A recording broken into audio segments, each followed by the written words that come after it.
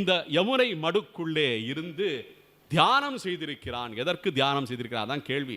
நம்ம பாரத தேசத்தில் தியானம் செஞ்ச ரிஷிகள் முனிவர் எல்லாருமே எதற்கு பண்ணியிருக்காங்கன்னா, பகவானுடைய திருவடியை அடைய வேண்டும் என்ற நோக்கத்தோடு தான் பண்ணியிருக்காங்க.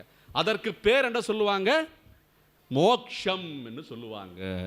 அந்த மோட்சத்தை நோக்கிய பயணம் தான் இந்த பாரத தேசம். இந்த பாரத தேசம் எதற்கு போற்றப்படுகிறது தெரியுமா? நம்ம செல்வத்துக்காண்டி போற்றப்படுறதெல்லாம் இருக்கட்டும், நமக்கு பொண்ணு பொருள் செல்வம் என்ன தானியங்கள் தனங்கள் எல்லாம் குவிந்து கிடக்கின்றன. எத்தனை கொள்ளை அடித்தாலும் ஒரு மேற்கு தொடர்ச்சி மலை போதும் நம்முடைய செல்வத்தை அள்ளி தருவதற்கு என்பதை நினைவு கொள்ளுங்கள். ஒரு மேற்கு தொடர்ச்சி மலை போதுங்க, அந்த மண்ணு போதுங்க, விழுற மழை போதுங்க நம்ம செல்வத்தை எல்லாம் மீட்டு கொடுப்பதற்கு என்பதுதான் சத்தியமான உண்மை.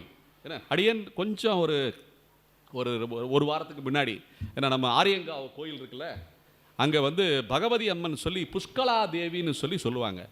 அந்த புஷ்கலா தேவின்னு அந்த வீட்டு பெண்ணை சுவாமி பகவான் ஐயப்பன் மணந்திருக்கிறான் என்பதுதான் வரலாறு.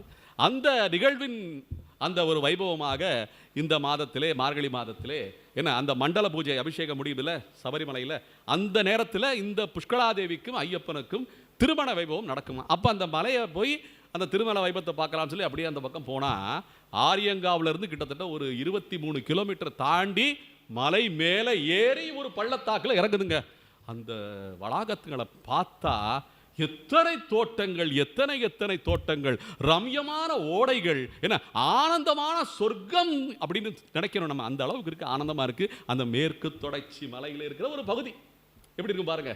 என்ன ஆன்மீகம் கலந்த ஆனந்தம், அது ஆனந்தம். அது என்ன அப்பேற்பட்ட இந்த பாரத தேசம்னு சொல்லிக்கணும்.